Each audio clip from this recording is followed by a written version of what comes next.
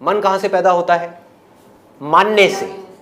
जो भी आज तक आपने माना है वो आपका मन है। मैं छोटा हूं, बड़ा हूं, मैं ये हूं, मैं अच्छा हूं, मैं बुरा हूं, व्हाटएवर, मैं इसका बेटा हूं, उसकी बेटी हूं, व्हाटएवर, जिसका अपने आप में कोई एग्जिस्टेंस नहीं है, मान लिया। तो मन कहां से पैदा हुआ? मानने से, समझने से। जो इस दुनिया ने समझा दिया आपने मान लिया, कभी उस पर क्वेश्चन मार्क लगाया ही नहीं। अब मानने में दो तरह की चीजें हैं, एक तू है, एक मैं हूं। जो मैं से रिलेटेड सब कुछ है उसको अहंकार बोलते हैं, ईगो बोलते हैं। ये असली जड़ है प्रॉब्लम की। मेमोरी प्रॉब्लम नहीं है। मेरा जो लेटेस्ट सेशन है वो देखा आप लोगों ने, how to get rid of your negative thoughts. उसका कुछ लोग मतलब ये निकाल रहे हैं कि मेमोरी प्रॉब्लम है, मेमोरी से कैसे पीछे छुड़ाएं। मेमोरी प्रॉब्लम थोड़ी ही है। मेमोरी में बहुत सारी चीजें ऐसी पड़ी हैं जिसको आपने माना नहीं है, पड़ी हुई है, कोई फर्क नहीं पड़ता। उसके होने या ना होने से कोई फर्क नहीं पड़ता, वो कोई प्रॉब्लम नहीं है। कुछ है जो आपने मान लिया है, पकड़ लिया है कि मैं हिंदू हूं, मैं मुसलमान हूं, मान लिया ना, पकड़ लिया ना। अब जब तक इसको नहीं छोड़ोगे तब तक कुछ और कैसे बन सकते हो? इसको छोड़ने के लिए आपको कुछ और पकड़ना पड़ेगा। उसमें ट्रैप क्या है? आप कुछ और बन जाओगे, कुछ ना कुछ बनते रहोगे, which is an endless cycle. हम घूमते रहेंगे।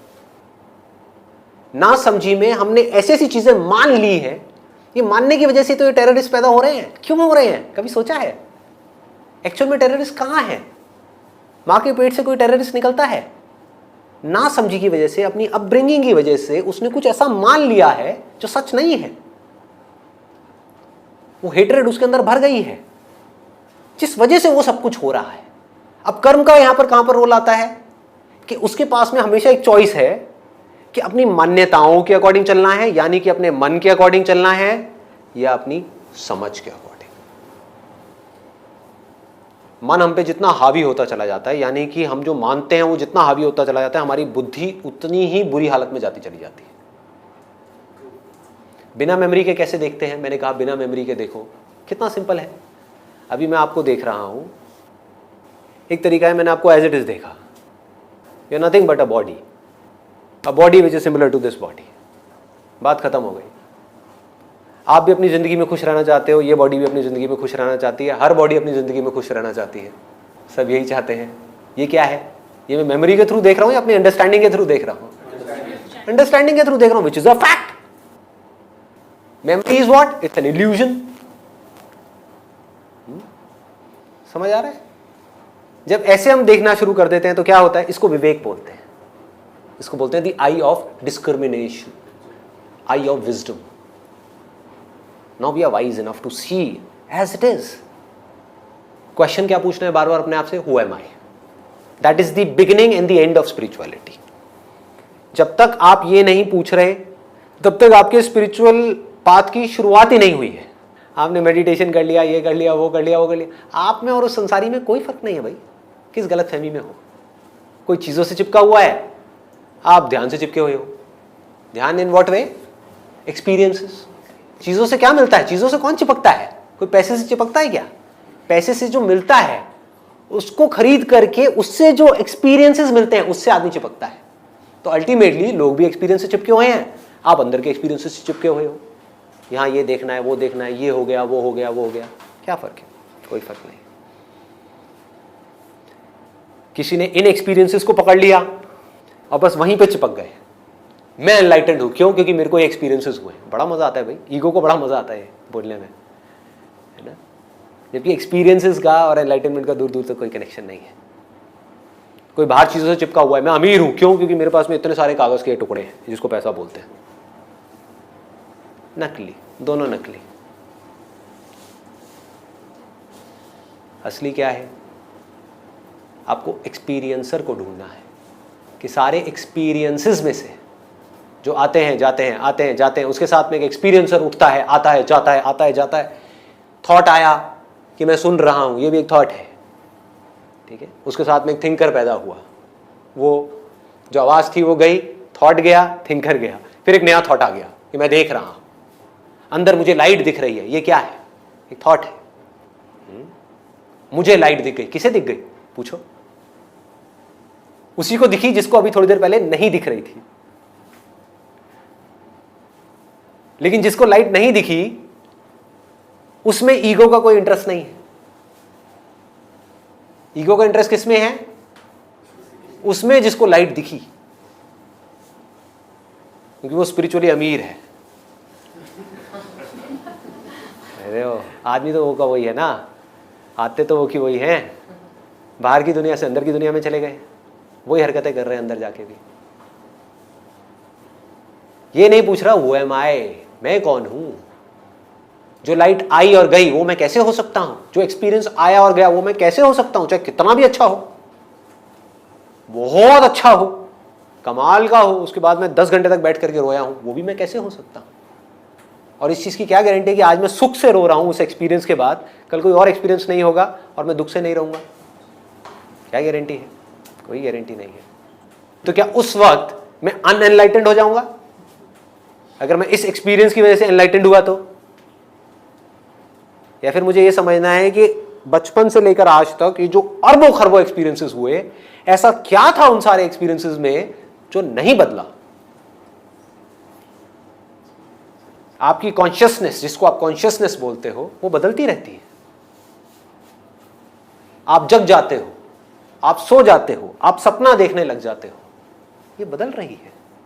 ये मिली जुली कॉन्शियसनेस है। जिस दुनिया के साथ मिल गई उसको कहते हैं जागी हुई कॉन्शियसनेस। जो सपनों के साथ मिल गई उसको बोलते हैं सपनों के साथ मिली हुई कॉन्शियसनेस। जो लगता है कि मिली है, एक्चुअल में नहीं मिली। मिली होती तो वो कभी उस सपने से बाहर ही नहीं आ पाती। ये एक स्टेट आई जगने की, ये गई, उसके बाद में सपना आया, गया, गहरी नींद आई, गई। इन सब में जो इतना सा भी नहीं बदला, जो ना आया ना गया, ये सब क्या हुआ? पैदा हुआ मरा, पैदा हुआ मरा। समझ आ रहा है? आपके पास में जो एक्सपीरियंस आ जाता है, आपकी कॉन्शियसनेस वैसी ही हो जाती है, उसी रंग में रंग जाती है। एक क्रिस्टल है जिसके पास जो रंग आ गया उस पर वो रंग चढ़ा हुआ दिखता है, एक्चुअल में नहीं चढ़ता। कभी लाल चढ़ा हुआ दिखता है, कभी नीला, कभी हरा। तो अगर आपकी लाइफ में अभी कोई अच्छा एक्सपीरियंस आ गया तो कॉन्शियसनेस कैसी लगेगी? अच्छी लगेगी। आप ऐसे लोगों के बीच में रहना शुरू कर दो जो बिल्कुल शांत है, पीसफुल है, संत है, महात्मा है, क्या होगा? शांत हो जाओगे। यानी कुछ पीसफुल हो रहा है अभी आपके साथ में, जिसकी वजह से आपको बड़ा अच्छा लग रहा है और उस कॉन्शियसनेस को आप मैं समझ रहे हो। ऐसे लोगों के बीच में रहना शुरू कर दो जो लालची है, मतलब कि जिनकी रग रग में लालच भरा हुआ है। पैसे के अलावा उनकी बात कहीं से शुरू नहीं होती और कहीं पे खत्म नहीं होती। उसके पास कितना पैसा है, उसके पास कितना पैसा है, मेरे पास पैसा कैसे आएगा, पैसा पैसा पैसा, बस। क्या होगा?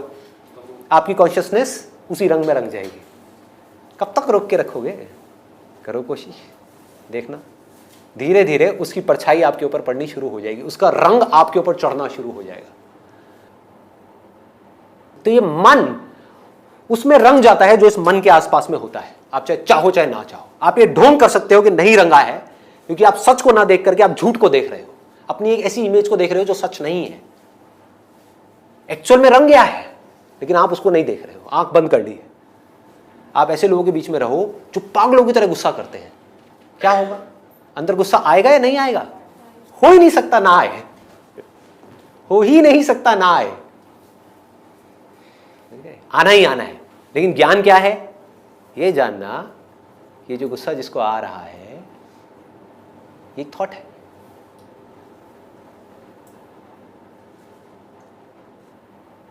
एक नदी बह रही है, आपको ये समझ आ गया कि मैं उस नदी में उठ रहे बुलबुले नहीं हूं, आते जाते बुलबुले, थॉट्स।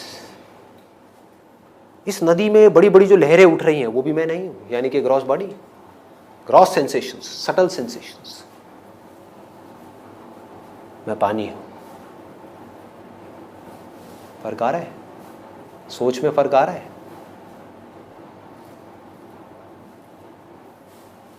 मैं कोई ख्याल नहीं हूं, ख्याल आया और गया। वो ख्याल, वो थॉट, वो फीलिंग, वो सेंसेशन आई और गई, बनी और मिटी, पैदा हुआ और मरा।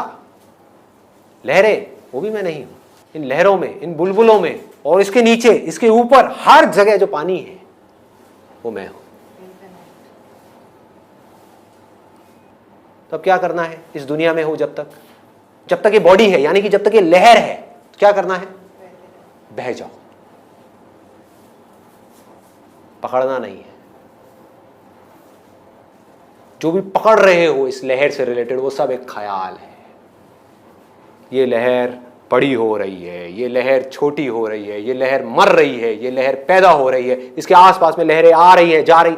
जब तक आप उसको पकड़ते हो तब तक वो बदल चुकी है। जिसको आपने पकड़ा है वो मुर्दा है, जो जिंदा है उसको आप देख ही नहीं पा रहे हो, क्योंकि आप बह नहीं रहे हो, आप रुक